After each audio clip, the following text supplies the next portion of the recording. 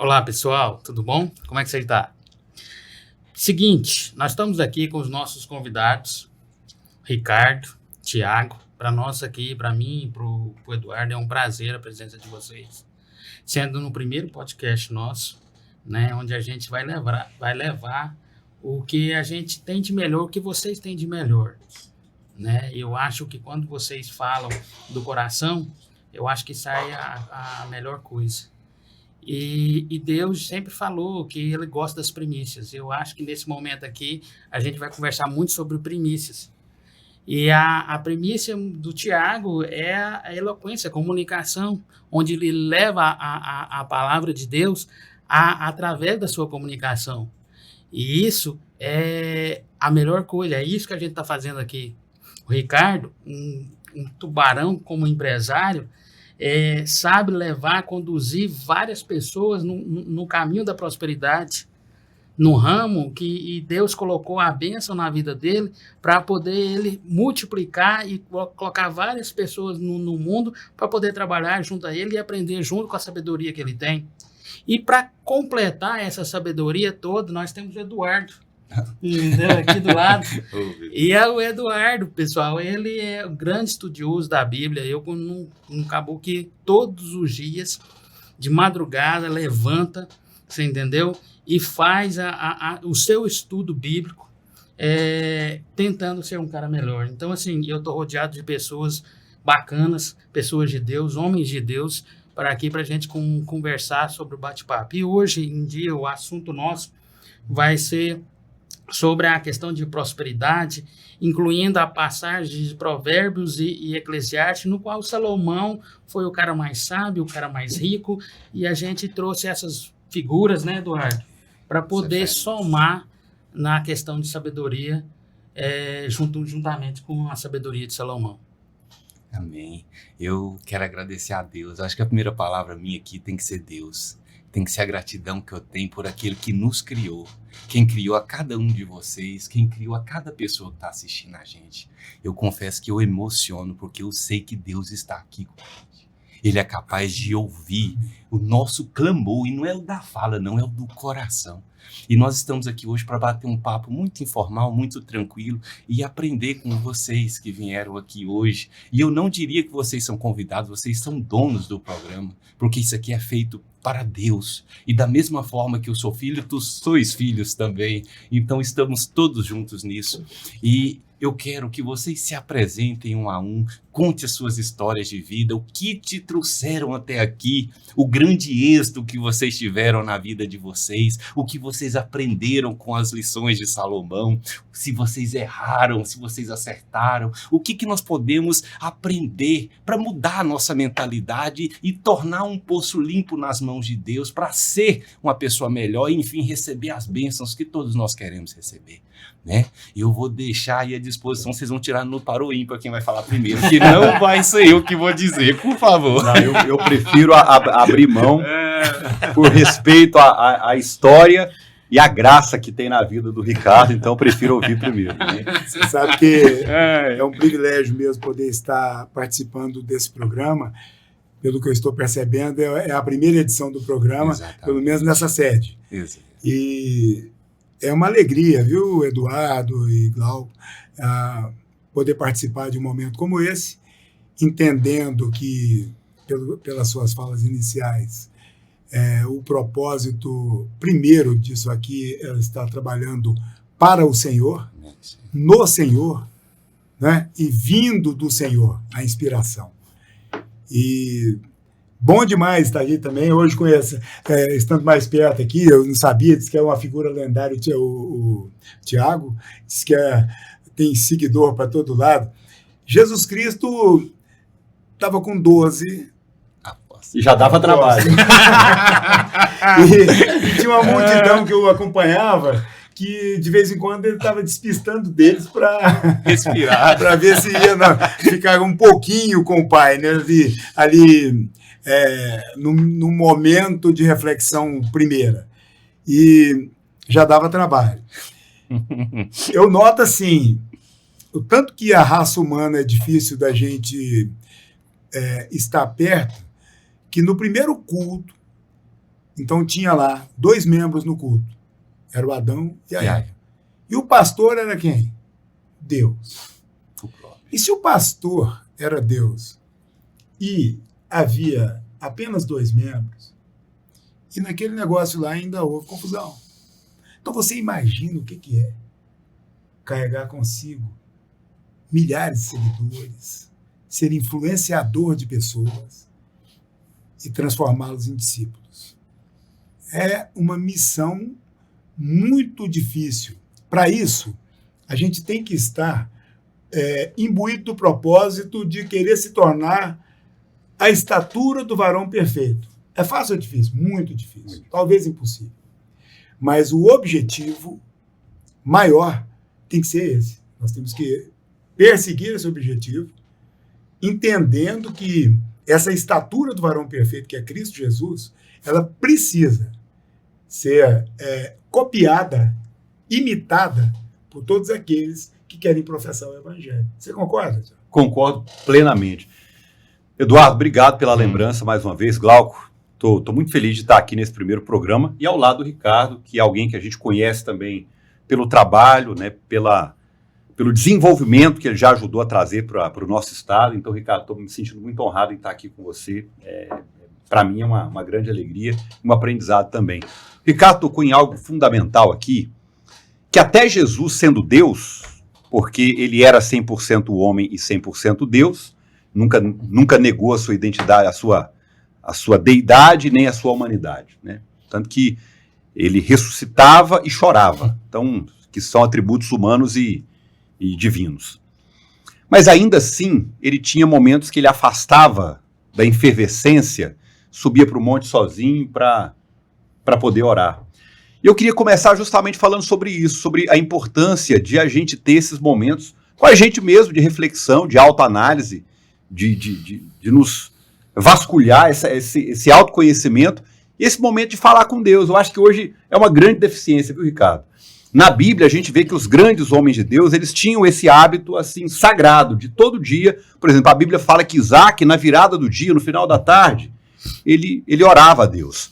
Daniel, a Bíblia diz que ele orava 3 vezes por dia. Paulo fala assim, eu oro o tempo todo sem cessar. Então, eu acho que esse momento da gente tirar e ter porque tem gente que fala, não, eu tô aqui lavando vasilha, eu tô orando, eu tô dirigindo, eu tô orando. Tá, tudo bem, orar e sem cessar. Mas o momento da reflexão, o momento de estar só com Deus, ele é fundamental. É uma coisa que essa efervescência de seguidor, de vida moderna, de correria, de celular demais, tem roubado de homens e mulheres de Deus. É algo que precisa ser resgatado. Perfeitamente. Eu acho que você foi num ponto importantíssimo da vida moderna humana, as distrações. Nós estamos vivendo de distrações. Coisas que roubam o que é de verdade importante para a nossa vida, para a existência humana, e a gente, distraído com tanta coisa que vai nos chegando, a gente esquece do principal. E até quando a gente diz assim, eu oro sem cessar, a gente tem que ter um cuidado muito grande com isso, porque pode ser que a gente está, ao querer dizer que estamos orando sem cessar, não ter um momento de qualidade verdadeira para com o Senhor. Você pega outras religiões que nós que somos cristãos, para nós, a gente imagina que que a verdade está no cristianismo. Mas você vê pessoas que seguem outras religiões dedicando muito mais tempo aos seus deuses, trabalhando de uma forma exclusiva para que os seus deuses apareçam para os seus possíveis seguidores. E, de vez em quando, eu noto que falta um pouco disso para os cristãos. A gente, olhando assim para a vida, por exemplo, da Marta e da Maria, né? Quando aquela passagem, eu acho que aquela passagem é emblemática disso. Uma das irmãs estava nessa distração. A Marta desesperada, né? Parecido conosco. A Marta somos nós. Eu acho que nós damos um banho na Marta. Né? A Marta estava ali, que estava assim, violenta no mistério de falar assim, eu sou uma pessoa que estou fazendo o que precisa. Uhum. Mas aí o Senhor vira e fala o seguinte, que quem estava fazendo o que importa era a outra que estava aos pés dele.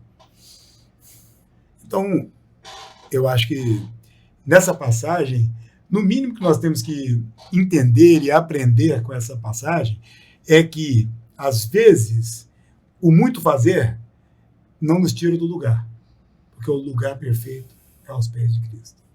Muito bem. Interessante. E eu fico impressionado. Essa semana a gente estava na igreja discutindo a respeito de Gideão. E lá na história de Gideão, Deus falou para Gideão, cara, seu exército é grande.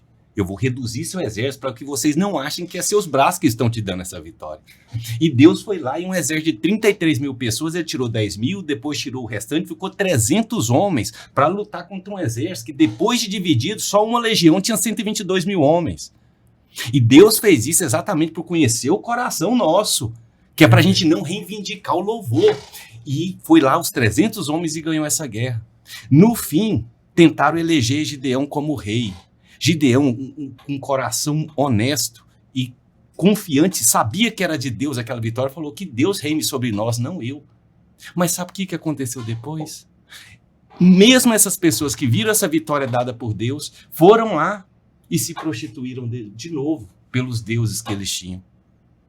Aí eu fico pensando, meu Deus, que inclinação que é essa que nós humanos temos para se aprisionar pela visão? Porque eu imagino que essa idolatria do Deus visível, de um bezerro de ouro, de uma coisa material, às vezes ela vem da nossa necessidade de estar ligada aos sentidos. E Deus, ele é sentido, ele não é visto, ele não é diante dos sentimentos materiais. Ele é crido, né? Exatamente. Ele não é nem sentido, né? Ele é quer dizer, a gente sente também, mas a referência não é nem o sentir, é o crer, né? Exato. Eu não senti nada, mas eu criei, já está valendo. Bem-aventurado aqueles que não viram. Mas creram, né? E é isso que eu gostaria de conversar com vocês. Como que nós vamos lidar com essa dubiedade que existe no nosso coração, com a nossa divisão, com a nossa ligação exacerbada com a matéria, com a carne, com a visão, com a dor, com o corpo, com aquilo que nos limita? Eduardo, esse conflito, ele não é só seu, ele não é só meu, não é só do Glauco, nem só do Ricardo, ou do Olímpio, ou dos milhares de amigos que estão nos acompanhando. Esse conflito é de todo mundo. Paulo, ele falava assim, quem me livrará do corpo dessa morte? Porque o bem que eu quero fazer, eu não faço. Eu acabo fazendo o mal que eu não quero. Assim, o meu homem interior, a gente fala que Freud criou essa percepção do inconsciente, mas Paulo já falava disso. O homem interior, que é o inconsciente, ele quer o bem, mas a minha natureza física, carnal, ela quer o mal. Essa expressão, quem me livrará do corpo dessa morte, Paulo estava se referindo a uma condenação romana. Quando um assassino era pego em flagrante, geralmente era pego o cadáver e amarrado nas costas do assassino, quando foi pego em flagrante, não dava para negar, amarrava aquele cadáver e soltava o cara no deserto. Ninguém podia desamarrar. O cadáver ia derretendo, os bichos iam entrando e comendo a pessoa, e era normal as pessoas andarem na rua e passar um cara com um cadáver amarrado. E a pessoa geralmente gritava, quem me livrará do corpo dessa morte? Quem me livrará? Quando Paulo está falando disso, ele está trazendo essa imagem. Você vê a complexidade que é isso em nós. Então lidar com essa nossa natureza adâmica, pecaminosa, dúbia, é tipo um corpo derretendo nas nossas costas e nos matando. É difícil. E só por Deus mesmo. Mas o homem natural discerne bem apenas as coisas naturais. Mas o homem espiritual discerne bem todas as coisas. Quando a gente se torna homens espirituais, a gente age como o rei Salomão. O rei Salomão, perguntado ali por quem podia, qual era? Imagina você chegando ao ladinho da lâmpada maravilhosa, avisasse ali para um desejo seu. E você podia falar qualquer dos seus desejos. Mais ou menos Deus aparece na vida de Salomão assim, falando para ele, fazendo uma pergunta enigmática, falando assim, o que é que você quer que eu faça? A morte dos seus inimigos, vida longa, riqueza. Porque Deus ainda traz uma lista tentadora, né? É porque ele estava olhando ali para alguém que vinha de um histórico muito da natureza humana. Da onde o rei Salomão nasceu, ele não nasceu de uma relação das relações que a sociedade dizia que era a relação correta. Exato. E a probabilidade também do rei Salomão se tornar rei era outra coisa também improvável sob os olhos humanos. Porque aquela coisa do filho mais velho.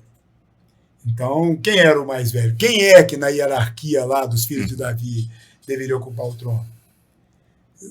Haja visto que o Adonias, ele entra nesse filme e chama meio reino para comemorar a posse dele como rei.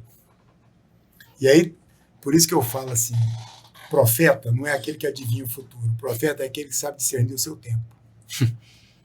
O profeta, Natan, não querendo adivinhar o futuro, não observando o passado nem o futuro dos outros, mas o presente, ele discerne o tempo dele e chega para Davi e fala assim, Davi, observa o que está acontecendo. Tá certo que ele foi lá, pôs a Batseba para fazer o papel dela, porque teria que fazer mesmo a influência. Aí é o movimento geopolítico, né? Exatamente.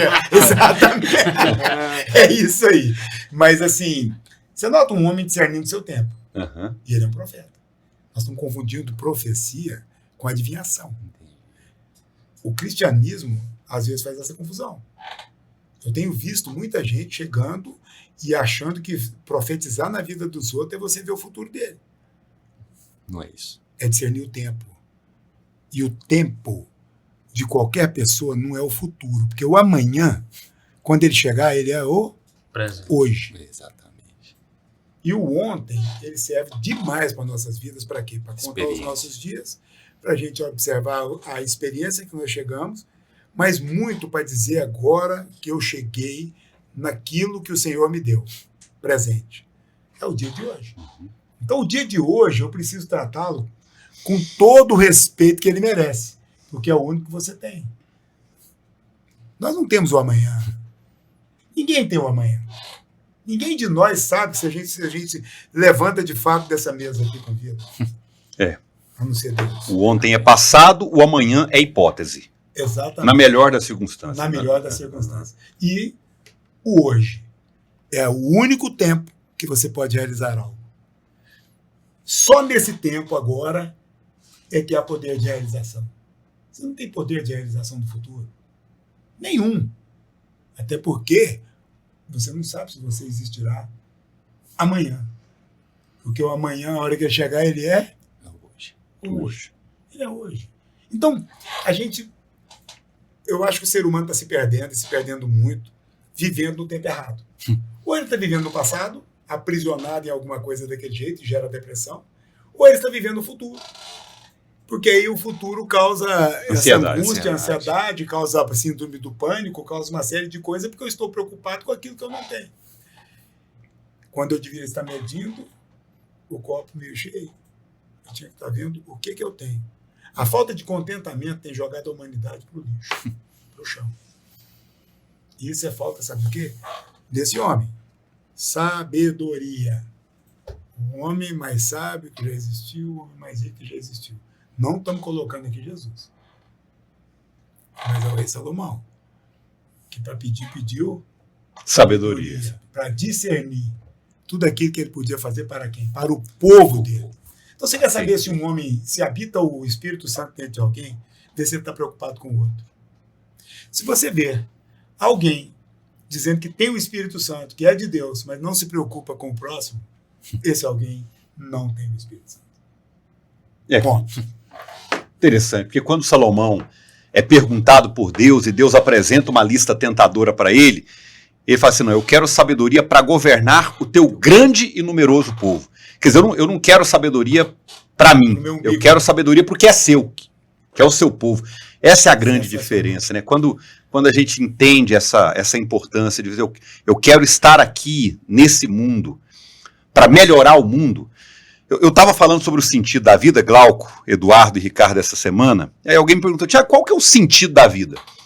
Eu fiquei pensando assim, é claro que isso é muito complexo, mas de maneira rasa e básica, nós estamos aqui para tornar o mundo um lugar melhor do que ele seria se nós não estivéssemos aqui. Se eu torno o mundo um lugar mais equilibrado, Jesus falou assim, vocês são sal e vocês são luz, ou seja, se vocês melhoram o ambiente em que vocês vivem, se o mundo com vocês é um lugar melhor do que ele seria se vocês não estivessem aqui, de alguma maneira eu estou cumprindo a minha missão. Eu acho que o que Salomão quis foi isso, eu quero sabedoria para tornar o seu povo um povo melhor. E é por isso que esse pedido agradou tanto o coração de Deus. De Deus.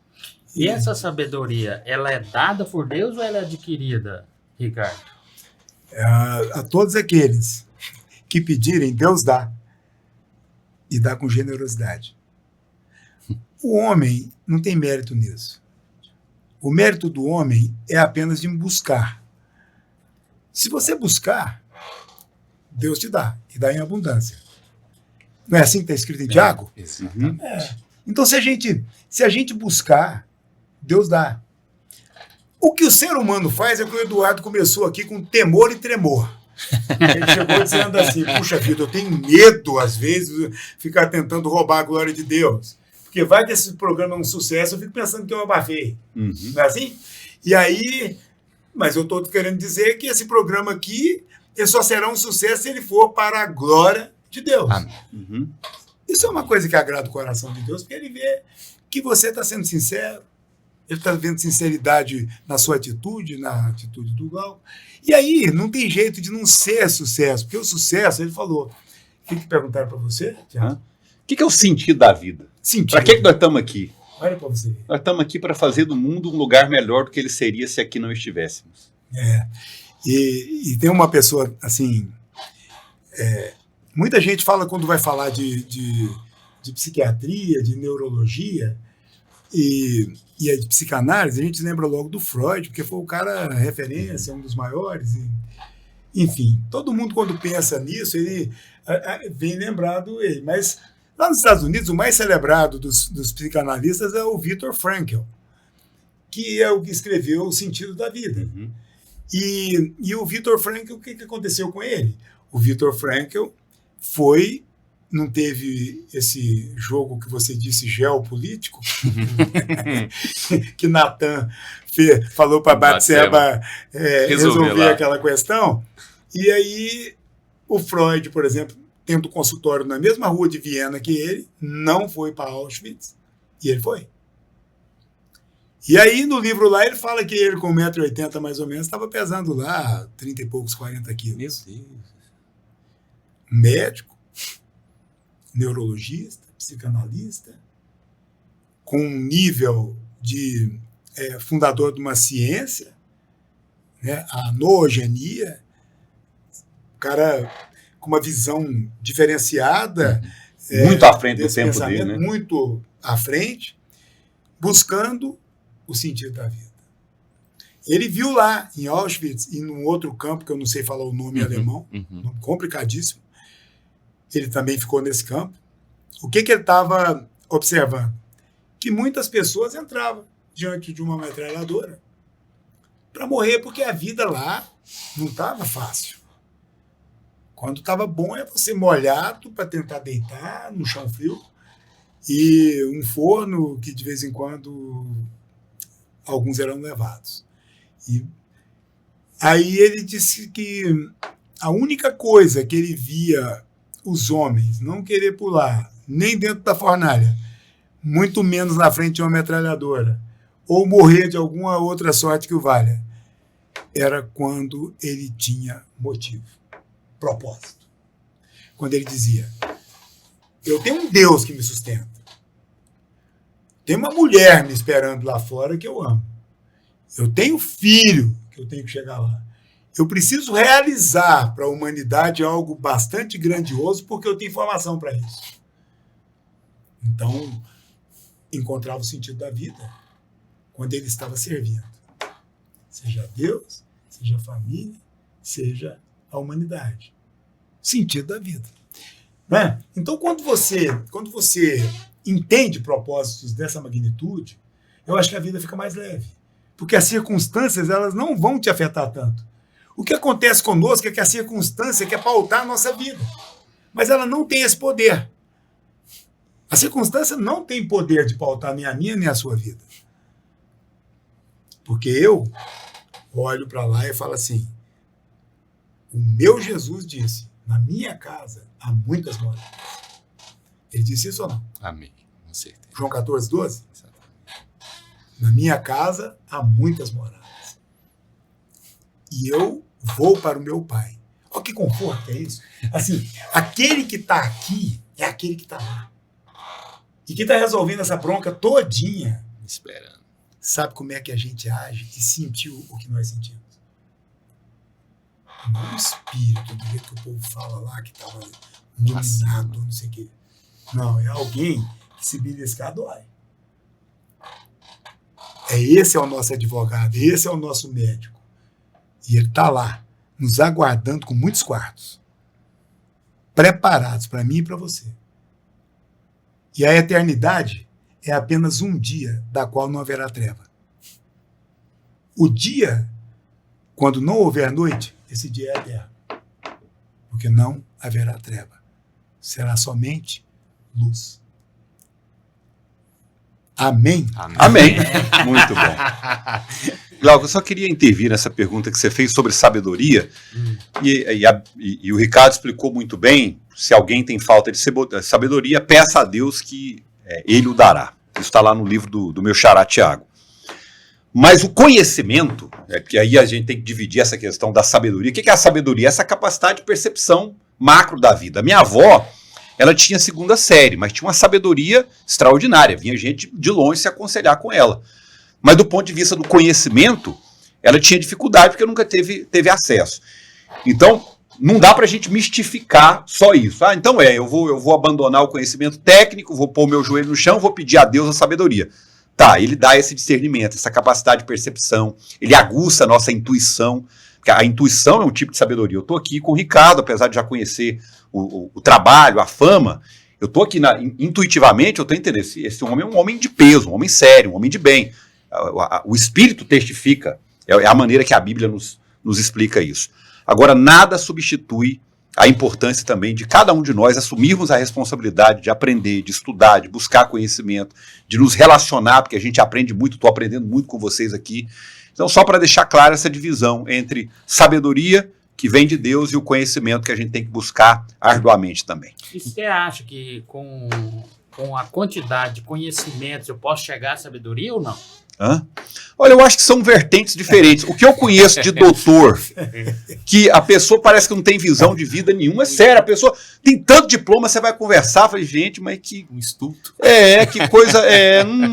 eu acho que não, acho que são questões diferentes. A sabedoria de Deus, ela é algo maravilhosa, é algo insubstituível, e não dá para ser comprada, não dá para ser adquirida no livro.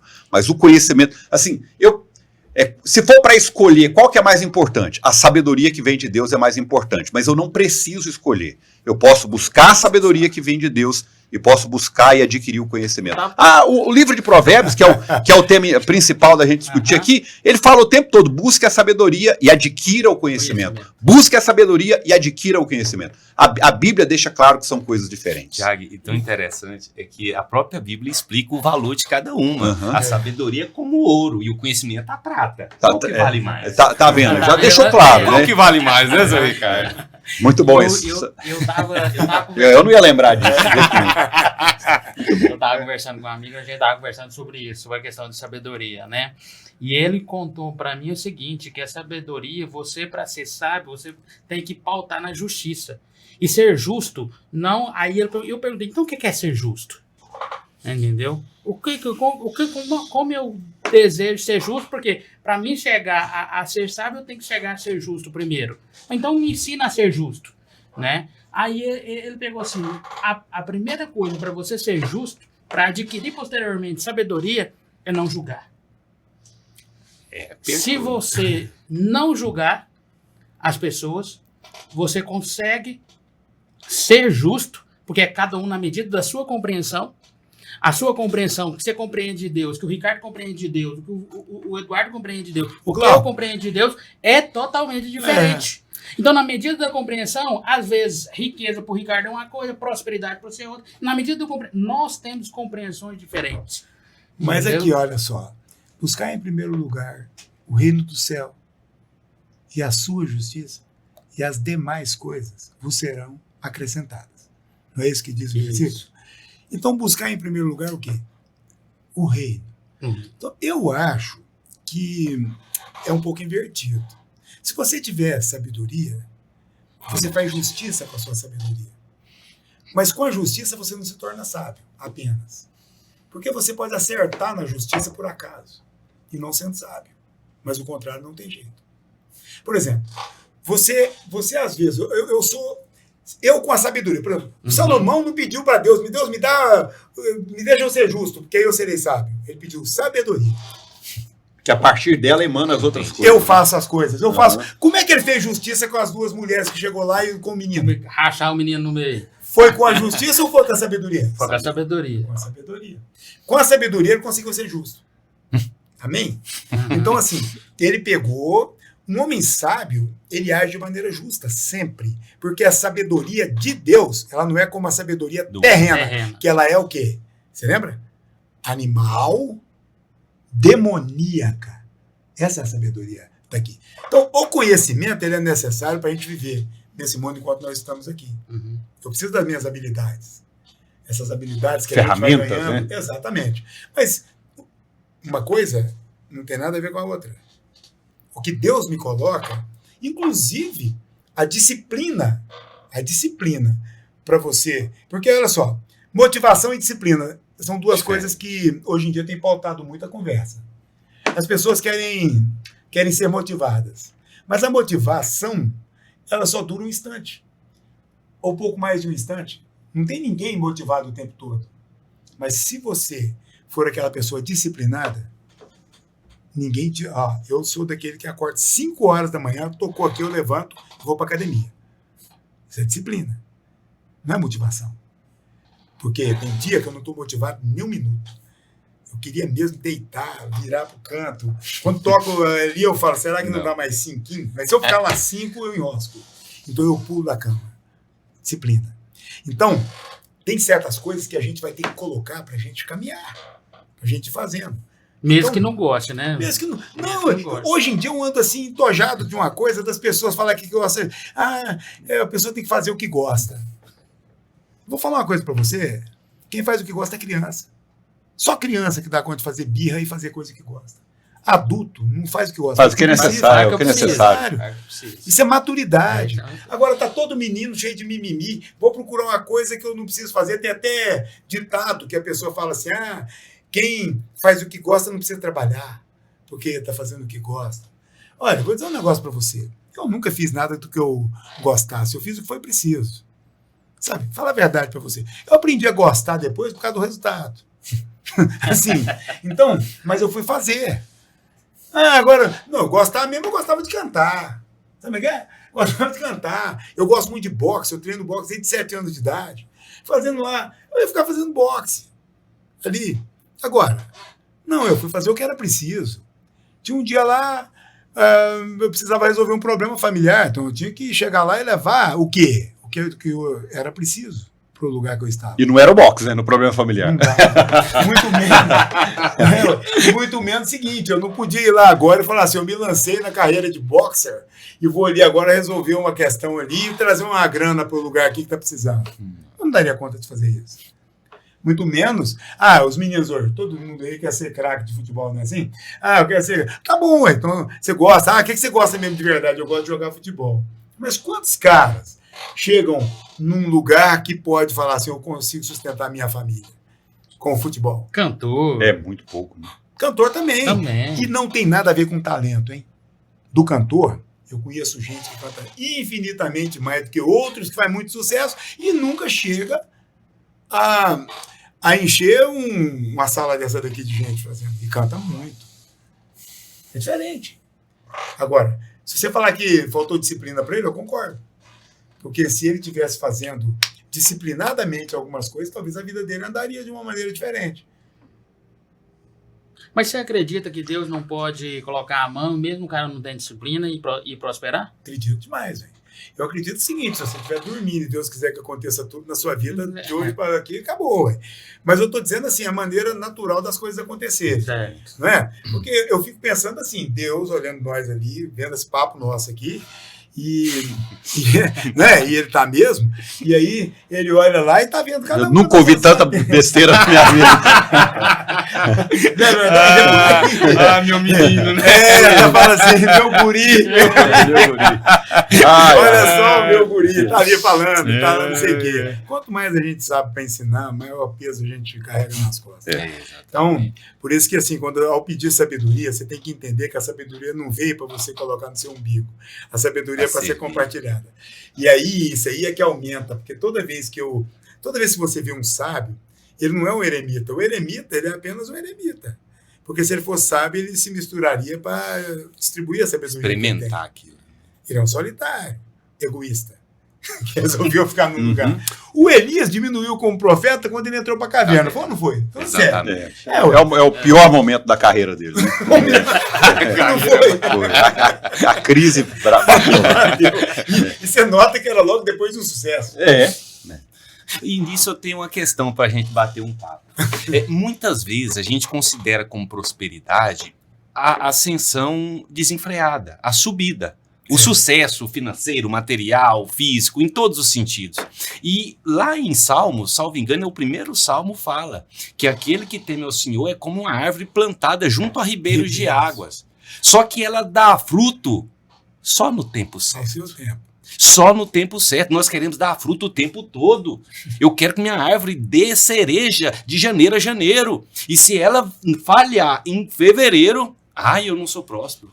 Eu sou injustiçado? Será que Deus zangou comigo? O que está acontecendo? A minha pergunta é exatamente nesses termos. Elias foi um santo exemplo que vocês deram. É o mesmo homem que levantou a mão e fez o fogo cair do céu e consumir 3 exércitos. Foi um mês que ficou com medo de uma mulher. Fugiu com medo de ser morto. Desejou a morte. Como que nós vamos aprender a viver com os ciclos da nossa vida? Essa percepção do alto e baixo, Eduardo, Glauco e Ricardo, é muito importante. A gente está falando de Salomão, vamos falar do pai dele. Qual foi o momento em que Davi estava mais poderoso? O momento áureo do poder de Davi, qual foi? Porque a gente olha e fala assim, poderoso demais. Ele estava onde? Em casa, olhando pela vidraça. Não é aquele. Não é aquele. Foi quando viu para o céu. Esse é o contrário. O momento que Davi foi mais poderoso foi o momento que ele, sendo menino, com 5 pedras, enfrentou um gigante e jogou o gigante. Quando eu posso ler aquela história, eu já devo ter pregado em igrejas aquela história umas 100 vezes no mínimo. Mas todas as vezes que eu leio esse texto, eu choro. Porque o ato heróico de Davi é impressionante. Mas ele era só um menino atrevido no vale. Sozinho. No vale. Eu quero pensar isso. A questão de onde eu estou na vida não interessa muito. Porque estando no vale e sendo só um pastor, o irmão de Davi falou assim, pai, vai embora, você é um pastor de poucas ovelhas. Menosprezou o que ele fazia. Ele era só um pastor, menino de poucas ovelhas no vale. Mas foi o momento que ele teve mais forte. Ele era um quase anônimo. Mas depois, quando ele estava no palácio, o rei, poderoso, e tinha o direito de falar assim, hoje eu não estou afim de ir na guerra, igual o Ricardo falou assim, hoje eu não quero ir aquela batalha de levantar, hoje eu quero ficar em casa. O despertador de Davi deve ter tocado, e falou assim, não vou hoje não. Eu sou rei mesmo, eu estou no topo. Ele estava no terraço, na sacada, olhando a paisagem. É isso aí. Mas foi lá que foi o momento da maior fraqueza dele. A maior fraqueza. Então, é porque quando eu sou fraco é que eu sou forte. É aí que tá. Porque o evangelho é essa literatura das contradições, né? É o fraco que é mais forte. Você quer multiplicar, você reparte. Exatamente. Se mandar você ir 1 milha, você vai 2. Se pedir a capa, dá a túnica. Se bater numa face, vira outra. Então é a literatura das contradições. Então, essa questão de quando é que você está forte. Eu já frutifiquei muitas vezes, já teve época que eu não frutifiquei nada, mas aqui dentro Deus estava trabalhando e eu sabia que isso era importante para o meu processo todo, então muito válida a sua reflexão, viu, Eduardo? Bacana. E é interessante que você contou a história toda. Eu fui afoito e fui direto no apogeu material dele, de quando ele tinha dominado os inimigos, estava por cima e pôde dar o luxo a mandar o exército descansar. Mas é interessante que isso aí responde uma questão muito importante na nossa vida. Às vezes não é onde nós estamos, é para onde nós vamos caminhar. Porque aquela criança que você deu exemplo, ela era uma criança sozinha num vale, mas estava caminhando para se tornar um gigante. E aquele gigante, ungido de Deus, abençoado, cujo coração é segundo Deus, que o próprio Bíblia fala isso, no apogeu material foi onde caminhou para o declínio. Eduardo, mas assim, vendo vocês falarem com muita propriedade, muita razão em tudo que está falando, uma coisa me vem à mente, né? De novo, estava lá o menino Davi, mas não reconhecendo a afronta nem a si e nem ao seu povo. Adeus. Eu acho que a diferença brutal Eu entendi. nesse episódio foi o coração dele entendendo aquele momento, discernindo, o profeta Davi discernindo o seu tempo, olhando e dizendo o seguinte: essa afronta não é minha. Essa afronta não é desse povo. Esse gigante não está desafiando nenhum desses aqui, e nem a mim. Eu vou dizer um negócio, ele está desafiando o Deus vivo. E é o Deus vivo, ele não pode com ele. E eu porque eu sou representante desse Deus vivo. E não importa o tamanho que eu tenha, a armadura que eu vá usar, a espada que eu tiver, eu vencerei você e a cabeça sua será entregue no prato. Eu vou na força do Deus Todo-Poderoso. Acabou. E ali, quantos de nós estamos indo na força do nosso próprio? Esse é o grande Porque problema. a gente não está sabendo discernir o nosso tempo. Você foi chamado, eu fui chamado, ele foi chamado. E nós estamos hoje com uma procuração de Jesus. E Jesus vira para nós e fala assim: tudo que pedirdes em meu nome eu farei. Isso é procuração. É pesado, né? E por que é que nós não estamos fazendo isso? Ele fala que tudo que nós ligarmos aqui na terra será ligado no céu. Por que é que nós não estamos fazendo isso? A falta de fé. O medo. Será que nós estamos, sabe o que é? Nós estamos preocupados com a nossa reputação. A gente tem medo até do que Deus mandou a gente discernir, agora já está bem discernido no nosso coração, a gente está com medo de arriscar a nossa reputação. O que vão achar de mim, né? E se não vier mesmo? E se falhar? Com o cara que eu vou? Então nós estamos assim, nós estamos querendo ser mais real do que o rei. Essa que é a verdade. É o reivindicar a glória, né? Não é verdade? E o senhor falando, senhor Ricardo, fica tão claro, é tão interessante essa discussão, é porque vai clareando a mente da gente. Em várias partes do evangelho, por exemplo, acho que é Josias, se eu não estiver enganado, um rei de Judá que foi desafiado pela Síria, ele chorando lá: nossa, agora eu me ferrei, não tenho o que fazer, só Deus, não tem como eu ganhar esse povo. E Deus atende o pedido dele e manda um recado: irmão, sossega a alma. A luta, a batalha não é sua. Josafá. É Josafá, né? A batalha é minha. Segunda Crônicas 20. Nossa, que é isso, velho? Esse é a chave. Esse é sensacional. É minha batalha, não é sua.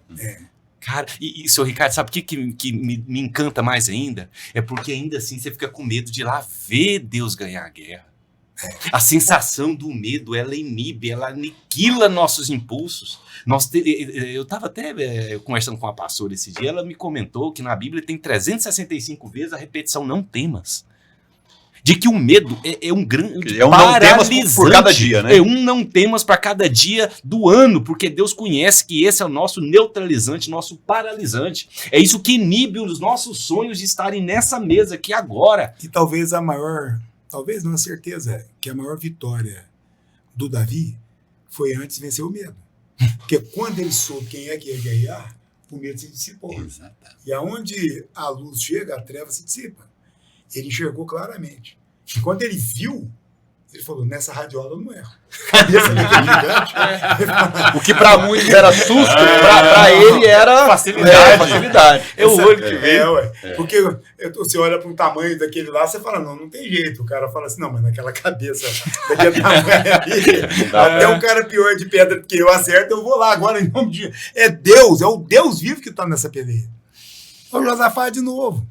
Ele não colocou, não foi saltérios e tudo, e foi tocando, não foi a banda que foi primeiro? Exatamente. Ou ele mandou o exército? Não, foi a banda. Ele mandou a banda. Foi. Ele mandou tocando. E chegou lá para pegar o quê? Os Os despojos. expostos. Foi mais de 3 dias. Os despojos estavam lá prontos para ele.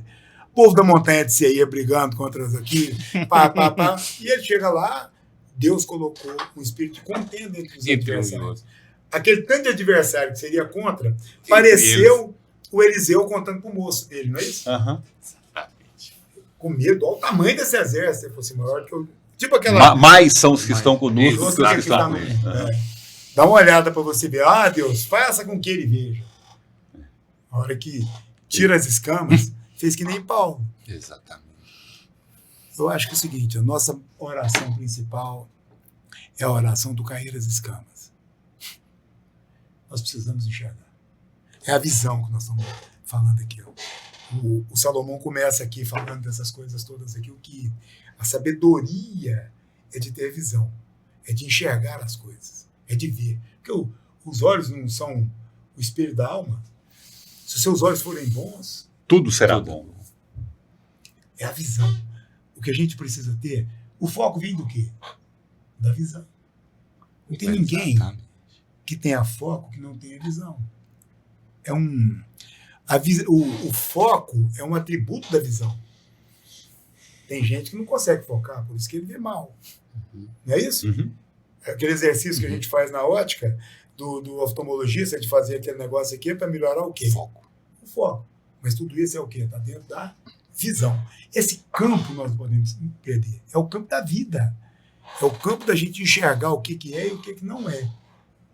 Atributo do ser humano e o que é atributo de Deus. Tirar a pedra, remover a pedra ou não.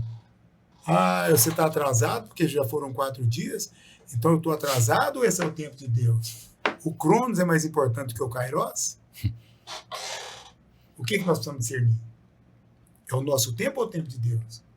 Porque para nós Deus está sempre atrasado. Assim. Isso. A gente chega assim e fala assim, Não é já possível. podia ter acontecido. Por que não aconteceu? Não é mesmo? Mas não é possível. Ninguém me lembra. E Deus de novo olhando para nós, nessa mesa aqui.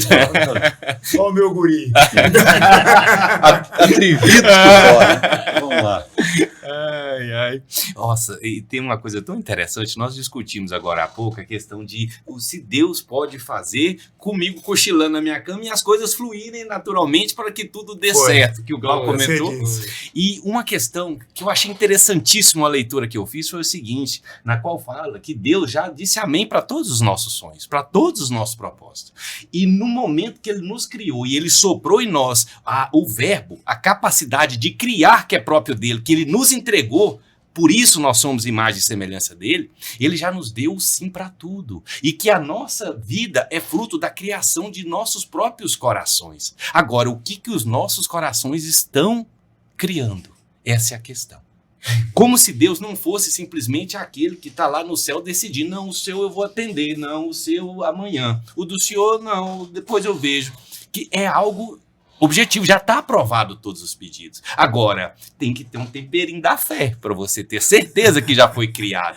Tem que ter o tempero do reconhecimento. Você se reconhece como criador da sua vida ou a culpa é sempre do outro? É do cara que não deixou a vaga do estacionamento, a culpa é do fulano que não fez a comida para você. A responsabilidade da criação é sua ou é do outro? Ou é de Deus, que a gente ama atribuir a responsabilidade a Deus? Nós amamos. Igual o capeta, né? Exatamente. Exatamente. A gente terceiriza. A gente vai terceirizando. Uma hora para Deus, uma hora para o capeta, não é assim? Mas Ou é Deus pesando a mão, ou é o capeta tentando.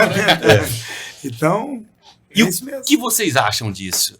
É por aí mesmo ou de fato existe assim, uma interferência para o meu próprio proveito? É lógico que Deus é amor, Deus é paz, Deus é... Cara, como que minhas palavras poderão expressar o que ele é, né? Mas o que vocês consideram a respeito do que eu acabei de dizer? Bom, eu queria fazer uma análise aqui. Primeiro a gente tem a sabedoria que vem de Deus, que nós discutimos de maneira mais profunda. Aí eu falei do conhecimento, que são o desenvolvimento das ferramentas humanas que a gente tem. E aí tem essa questão do acreditar, do buscar e do provocar. Eu conheço gente que está paralisada no tempo. E aí, irmão, como é que está aquele negócio? Não, eu estou orando. Não, estou orando. Essa conversa está há 25 anos. Estou orando. Cara, mas... E aí? Então tem esse atributo da deidade, mas Deus nos colocou aqui e falou assim, cuida do jardim. Capina o jardim. Marcha. Limpa o jardim. Marcha. Deus deu talento. O Ricardo falou assim, ó, o cara canta, mas não virou. Não ganhou dinheiro. O outro canta menos e tá rachando mamão. O que está acontecendo? Bom, o que está acontecendo é que um está comunicando melhor a sua arte do que o outro. Não é o melhor produto ou a melhor ideia que vende mais. Muitas vezes é a melhor comunicação. Eu tenho acompanhado centenas de pessoas dando seminários de comunicação, ensinando técnicas de comunicação, vocês sabem disso, workshop, empresas, imobiliárias, enfim, eu tenho treinado equipes a desenvolver comunicação, como falar, como se portar, e quantas vezes eu já vi, Thiago, eu fazia tudo, mas não conseguia me comunicar de maneira assertiva. Quando eu acertei a comunicação, a vida começou a fluir. Então, cara, eu sou entregue a Deus, eu acredito no fluir dele, quando Deus quer, acontece, mas Deus me deu a responsabilidade de cuidar do jardim. Eu acredito tanto na comunicação, porque o ministério de Salomão como rei começa num processo de comunicação, no sonho, onde Deus fala com ele. O Ricardo lembrou muito bem disso aqui. E ele falou, eu sei o que eu quero, comunicou o que queria para Deus. Jesus falou assim, vocês não recebem porque vocês não sabem pedir, ou seja, vocês não sabem comunicar. A ruína do reino de Israel, ela não acontece com Salomão. Salomão leva o reino ao apogeu. Mas quando Roboão, o seu filho, assume o trono, aí tem um erro de comunicação grave. Roboão vai para Siquém, para ser ungido rei. Jeroboão tinha um problema com Salomão e estava exilado no Egito. Quando ele fica sabendo que Salomão morreu, ele volta, na esperança de ser readequado, enfim, de ocupar o seu lugar entre o seu povo. Ele reúne um grupo e vai lá conversar com o Roboão. Assim, ó, o seu pai, ele foi um homem de duros impostos.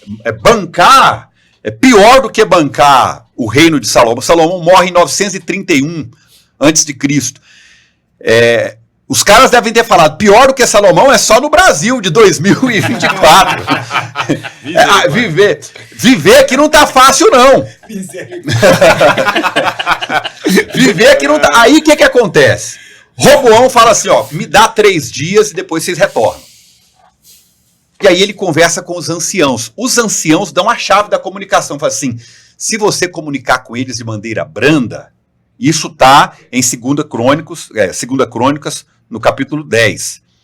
Se você comunicar de maneira branda, eles vão te servir. Então, dê a eles o que eles querem e comunique isso corretamente. Porque às vezes a gente tem a ferramenta certa, a gente tem o produto certo, mas a gente não sabe comunicar isso. Essa ferramenta aqui é extraordinária, tem câmera, tem microfone potente, mas o grande segredo aqui é a comunicação. Eu atuo na comunicação no rádio, na televisão e na internet. E o meu colega de TV, o Jorge Cajuru, que é senador, bom, muita gente discorda do Cajuru, mas em pelo menos uma coisa eu concordo com ele. Ele fala assim, rádio é dom e som. Tem que ter o dom, tem que dominar isso. Roboão fala assim, volta daqui 3 dias. Aí ele vai conversar com os anciãos e os anciãos dão esse conselho-chave. Conversa de maneira branda. O próprio pai dele o pai dele tinha ensinado isso, ele não aprendeu. Os anciãos aprenderam com o pai dele, mas ele não aprendeu. Aí ele ouviu os anciãos e depois foi ouvir os meninos que cresceram com ele no palácio. Gente que nunca tinha sofrido na vida. Eu tenho medo de gente que nunca sofreu na vida. Não vai se... Vou deixar essa chave para... Não vá pegar conselho com quem nunca sofreu na vida. Eu tô vendo o Ricardo, que é um cara cheio de cicatriz. Quem vê o Ricardo todo bonito, empoderado, iluminado desse jeito, fala assim, eu não imagino o que esse cara já passou, mas ele tem um monte de história para contar aqui. Eu também, o que eu já sofri e ainda sofro, não é brincadeira. Eu vou pegar conselho com alguém que nunca sofreu. O conselho dos caras. Seja duro.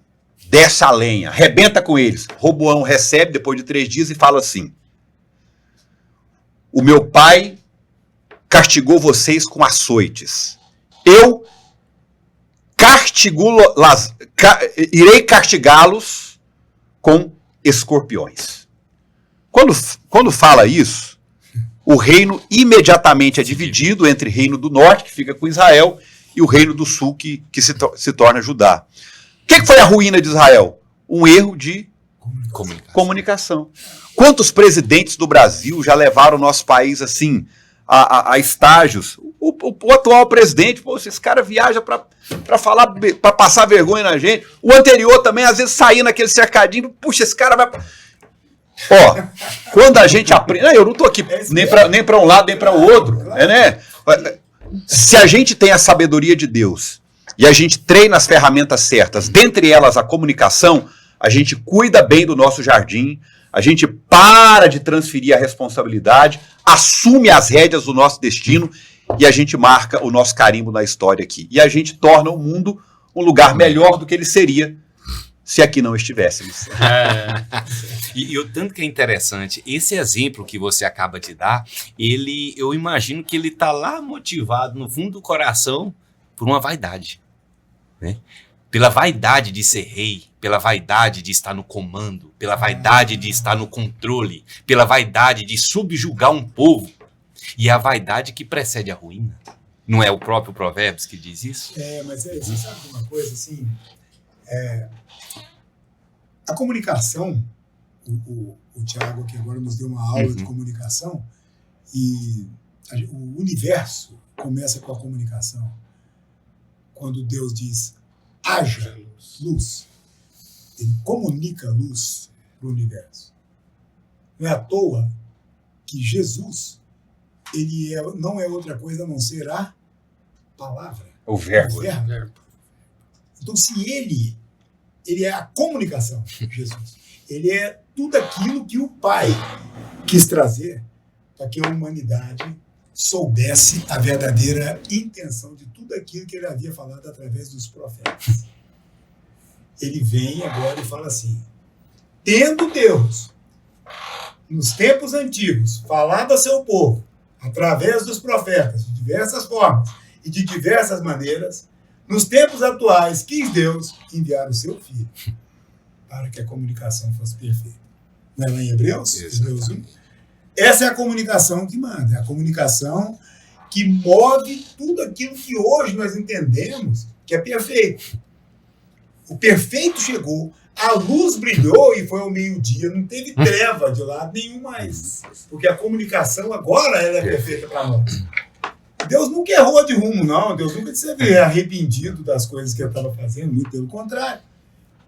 O homem sempre esteve achando que entendeu demais a Deus e eu quero fazer da minha maneira. Porque é o seguinte, porque eu quero ser... Já viu aquela expressão de falar assim, eu sou professor de Deus? O cara lá... Oh, meu Deus!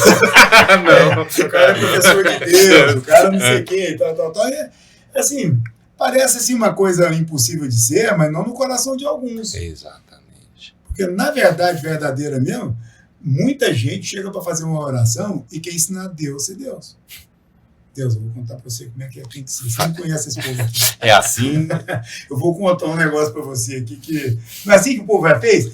Chegaram para Jesus e não falou assim... Assim, o próprio Satanás não virou para Jesus e falou, você vai fazer isso mesmo? Não é assim? Tem uma cédula ali, ó. Esse negócio... Olha o tanto que a comunicação que o Tiago aqui falou tão bem é importante nas nossas vidas. Por muito tempo, as pessoas ficam assim, eu chego para alguém e falo assim, você aceita Jesus? Você já ouviu essa expressão, um zilhão, né? Uhum. Você aceita Jesus? A pessoa olha e fala assim, não, eu já aceitei, qual a maioria do povo, eu já aceitei Jesus. E assim, parece que nunca, ou poucas vezes, as pessoas chegam para dizer para você que é aceitar que a sua dívida está paga por ele. Que você aceita que ele foi e resgatou a cédula que tinha contra mim e contra você. E agora você precisa apenas aceitar que o preço foi pago e a cédula resgatada. E ele desceu nos confins do inferno e trouxe a cédula resgatada e falou, é para a sua salvação. Ainda hoje, muita gente chofera a gente, achando que você precisa fazer algo para a sua salvação. Tem preço, tem que pagar ela. Justificar a salvação. quando na verdade a graça que foi nos dada é que nos constrange para você fazer o que é perfeito. E ela basta. Acabou. Não precisa da gente, né, de pegar, porque tem muita gente hoje em dia aí falando que se você não fizer isso, se você não fizer aquilo outro lá, Você não vai pro céu. a obra de Jesus foi invalidada.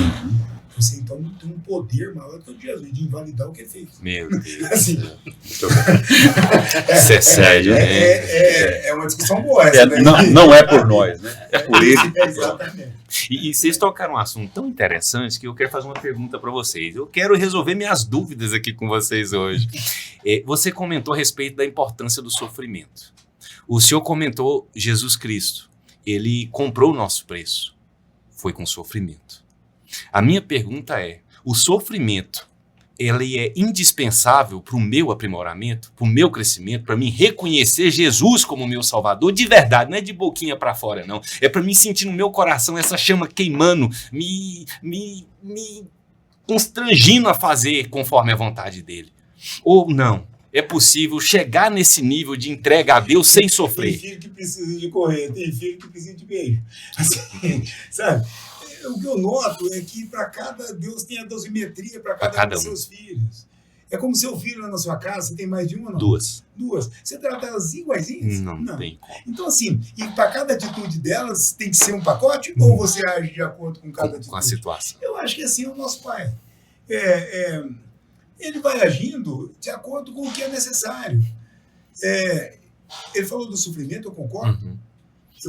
Eu acho assim, até na academia, se você quiser ter um músculo, um tríceps, você precisa fazer o músculo fadigar.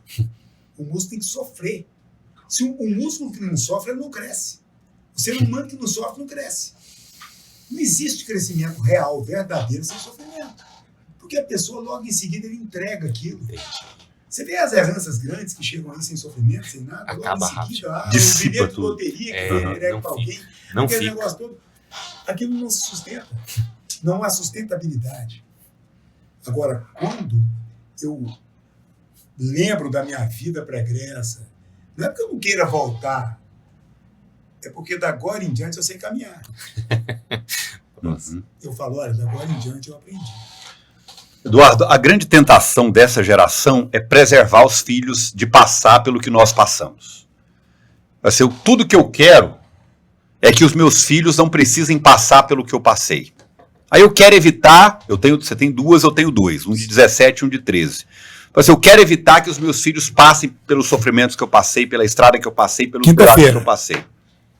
Só que a grande questão é que se eu preservo os meus filhos de passarem por tudo que eu passei, eu também vou livrá-los de aprender tudo que eu aprendi, cara, porque muito do que eu me tornei foi com a dor, foi na musculação mesmo. Não é a única maneira pedagógica que Deus usa. Deus tem muitas maneiras de nos ensinar, mas uma delas, indiscutivelmente, é também o sofrimento.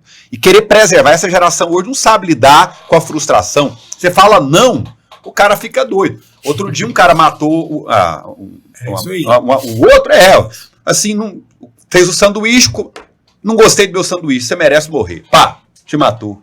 A mãe, o filho querendo dinheiro, a mãe falou, não vou te dar dinheiro não. Falei, então você merece morrer, sua velha, você não me deu dinheiro. Então essa geração, ela não sabe lidar com a frustração de aspecto nenhum. Geração fast food. Fast food, gente que nunca sofreu.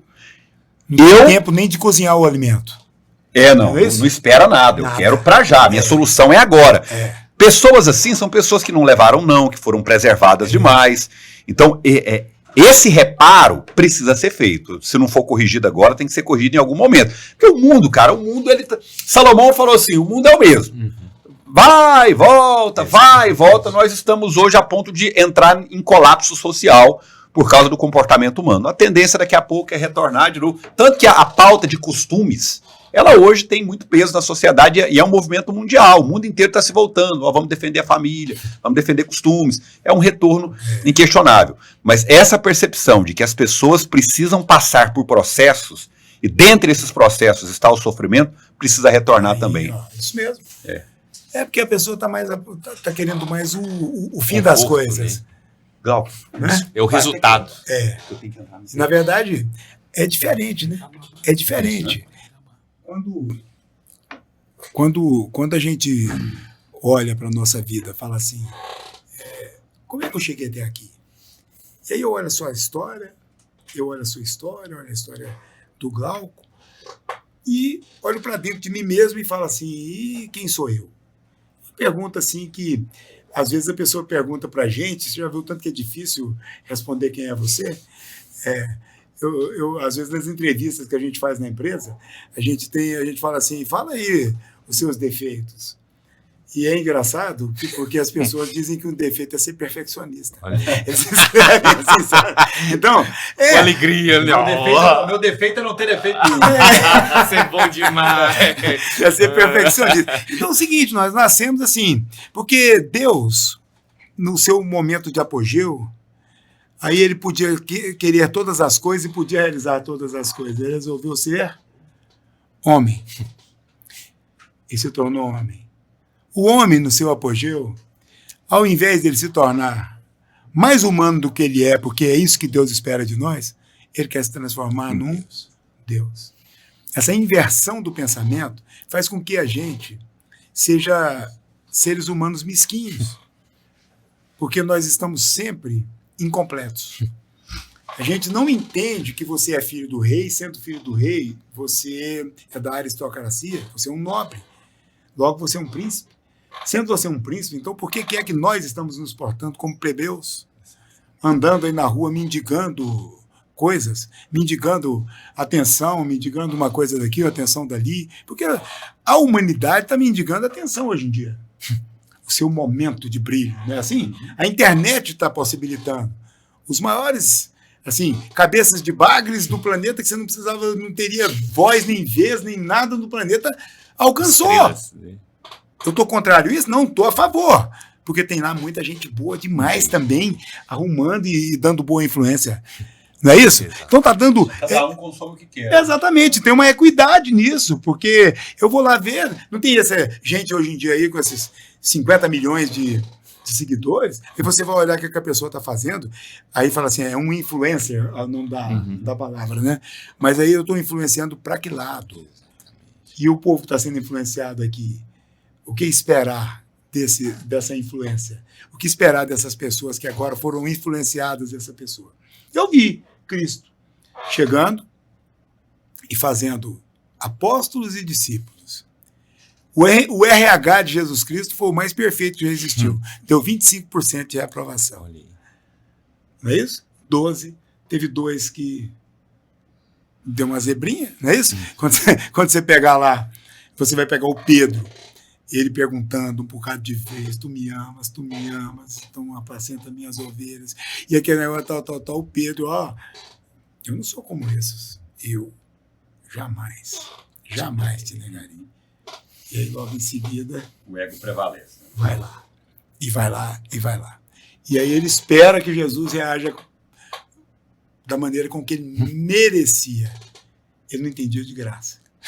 Nós estamos até hoje pensando que nós vamos receber de Deus aquilo que a gente merece. Se a gente fosse receber o que a gente merece de Deus, a gente já estava frito. Pessoal, o papo tá muito beleza. Bom. Não, compadre? É isso aí. Mas o tempo nosso tá esgotado já, né, compadre? Foi muito bom ter você, Thiago. Foi muito bom ter você, Ricardo, aqui com a gente, né? E abrilhantou o nosso dia. Eu espero que isso seja o primeiro de muitos. Maravilha, bacana demais. Para mim foi um privilégio participar com vocês. Estamos à disposição para outras vezes a gente participar juntos aí. Tem temas maravilhosos, né, que a gente pode aprender com vocês aqui. Muito obrigado também.